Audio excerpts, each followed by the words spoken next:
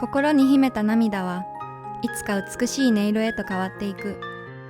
誰かに守られていた私が今度は誰かを支える番。迷いながらも私は過去の自分を超えてゆく。儚くてもいい。私はこの旋律を誇り高く歌いたい。ありがとうを伝えたいから私は強く美しくなる。今私は自分の旋律を奏でるアイドルになって恩返しをするんだ。